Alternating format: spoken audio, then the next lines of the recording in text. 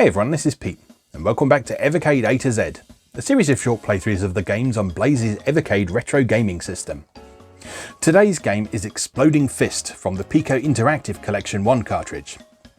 This was a previously unreleased NES port of Way of the Exploding Fist, which, back on its original release on home computers in the mid-80s, helped to establish and codify some of the conventions of the fighting game genre. But there's a few differences as well. Like other early fighting games, Exploding Fist eschews health bars in favour of a sporting martial arts style point system. You'll see what I mean when we come to play it. So let's go play Exploding Fist. Okay, here we are with Exploding Fist, developed by Beam Software and polished up and finished up by Piko Interactive.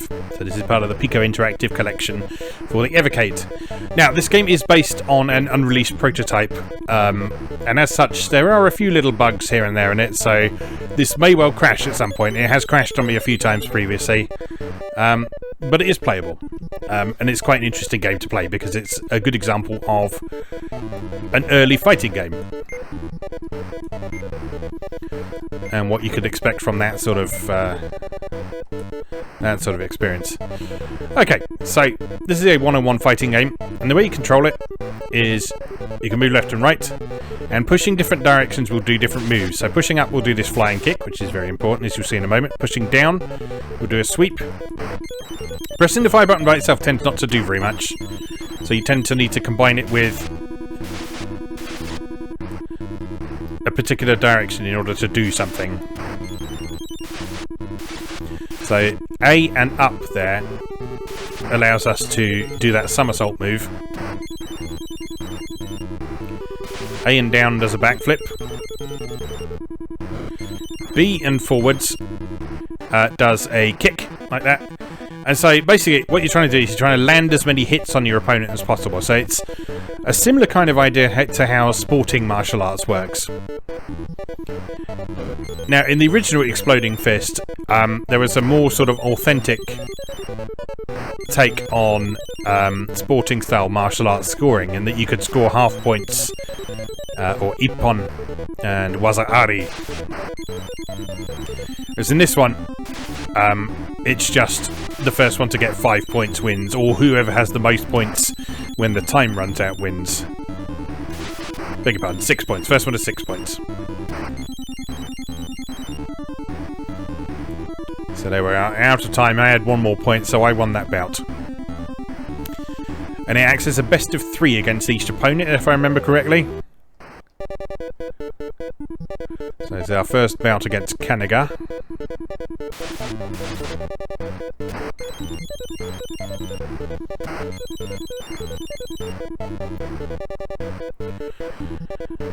And so, well, I find this interesting to play now because although the actual execution and structure of the game is obviously very different from modern fighting games, a lot of the sort of fundamentals that people talk about when we're discussing fighting games, they very much apply here, because it is about controlling space and understanding your opponent and understanding what your opponent is likely to do at any given moment and how to deal with that, how you can avoid that, how you can go on the offensive, and how to avoid making stupid mistakes like that.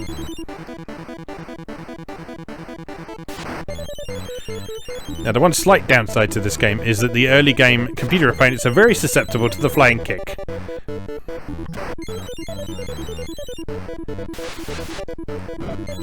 So if you can reliably land that, you can do quite nicely, but also it doesn't take that long for them to ramp up in difficulty, so... Oh, you also have a block button as well. I found that quite interesting. Sorry, not a block button, but you push back to block, which is a convention that would go on to be sort of codified in later fighting games like Street Fighter.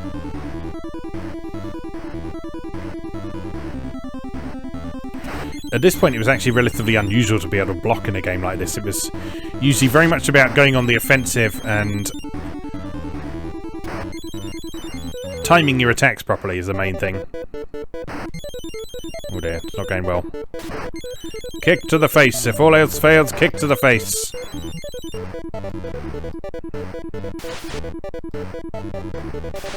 Ow.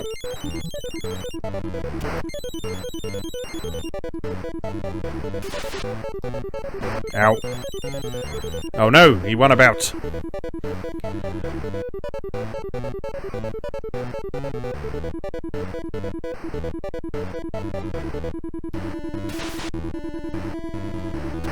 If you happen to tie on about, so if you got the same number of points when the time expires, then it's done based on score. You'll notice that each move is worth a different score. Now it's kind of hard to work out what you've scored in a single bout because it only shows your total score.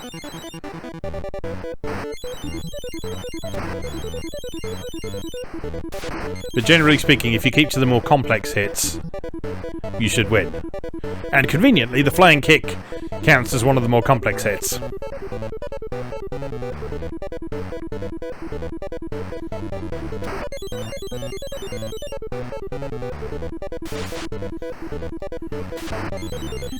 As you can see, it's certainly not a surefire thing that you can land at every time or anything like that.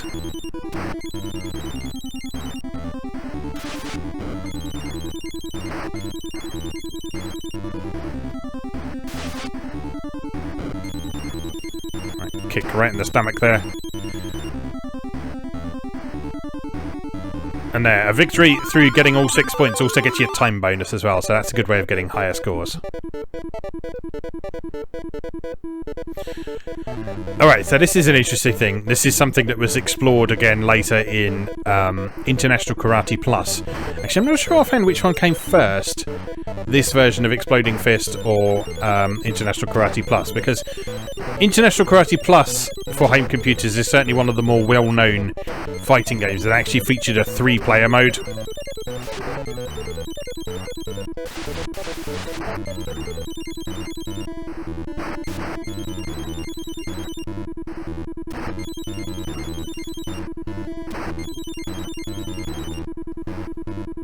In practice, it's actually quite amusing because when you've got two opponents who are both going for you, it's actually a lot easier to get those 6 points. And then, of those two opponents, whichever one did the worst will then drop out and you fight the other one individually. Kick to the face! Kick to the face! Kick to the face!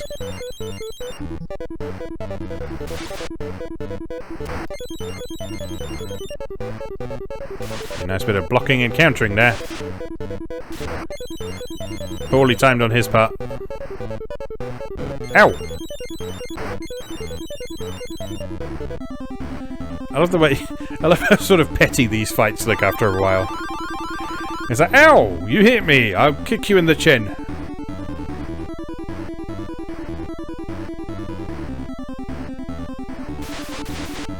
Ow.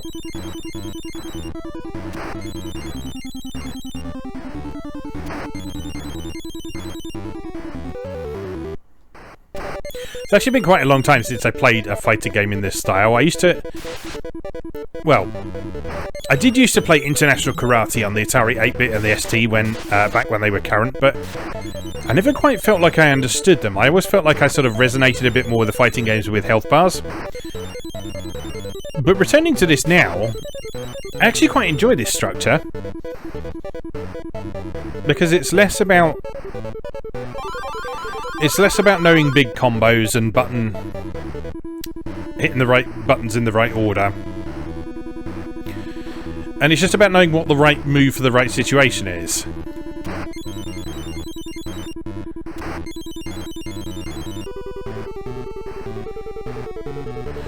And so in that way you can sort of look at it as a very pure form of the fighting game. Now yes, for some people that might make it a bit more boring. It also makes it a lot easier to understand. Especially if you're a fighting game newbie like I am. I mean, I've played my share of Street Fighter and stuff over the years, but as fighting games have got more and more complicated, I've just really struggled to get along with them. I want to like them, because I really like sort of fighting game character designs and the idea of the stories in them and that sort of thing, but I just find the gameplay in the vast majority of them so impenetrable these days that I just end up not spending the time with them that I would need to get good at them. So it's a kind of self-fulfilling prophecy, really. Because that immediacy isn't there, I don't feel inclined to practice and learn how they work. And then that means when new fighting games come out, I'm less inclined to check them out because, well, I've had sort of these, I won't say negative experiences, but sort of fairly neutral experiences with previous ones. And that just sort of puts me off engaging with the genre further. And I think that's a bit of a problem, really. Because the fighting game community as a whole is always saying that it wants to sort of attract new players and have plenty of people for competitions and so on, but there's such a high barrier for entry. And when accessible fighting games do come out, they either don't get taken seriously or they end up having a lot of the fun stripped out of them. Like, if you look at the Super Smash Bros. Competitive scene, most of the time when competitive Smash is being played, all the things that make that game fun are stripped out of it. No items, no interesting stages.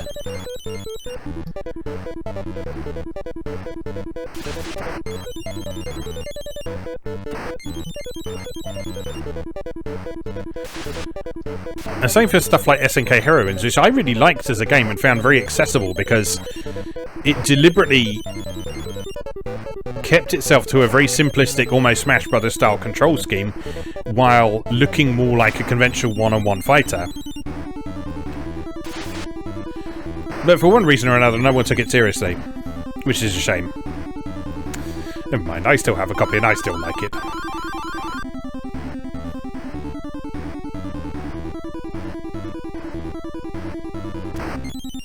Kick to the face!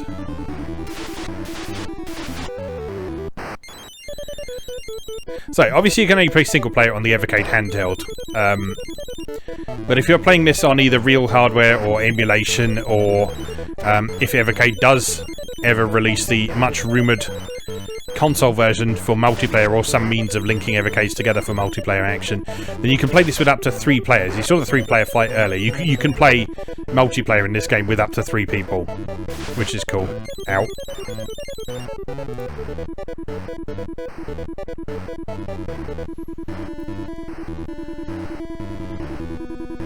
Alright, so I think you have one of these 3-way fights every 4 levels.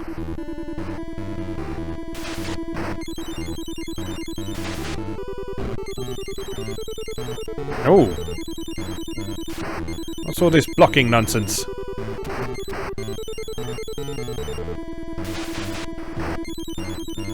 Yeah, back off a bit.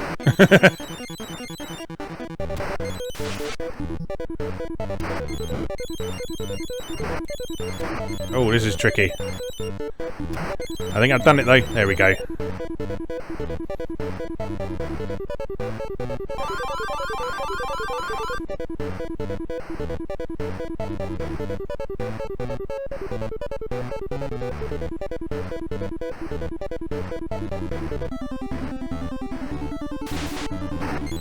Yeah, the only shame with this game is that there's not a bit more variety to the opponents. Like, they're all just recolors of the same sprite.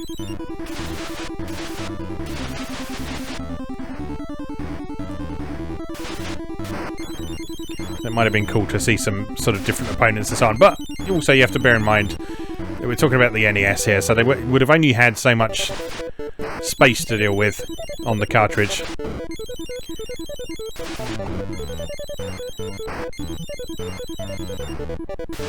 And this was a half-finished prototype anyway, so there was only so much that Piko would have been willing to do or able to do in order to clean this up and make it ready for release, but it's cool that they did. The original home computer versions of this are sort of defining parts of the fighting game genre. Oh, he's blocking way too much for my liking.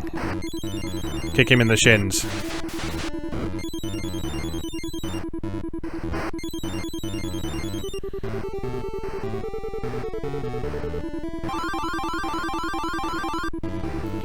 Unacceptable. Oh, game over for me. Well, it was a good run. 37,800 points. Not bad at all. Certainly better than the 5 points below me on the high score table. Anyway, that is Exploding Fist from the Piko Interactive Collection 1 cartridge for Evercade. An all-time classic of the fighting game genre, resurrected for the NES and subsequently for the Evercade.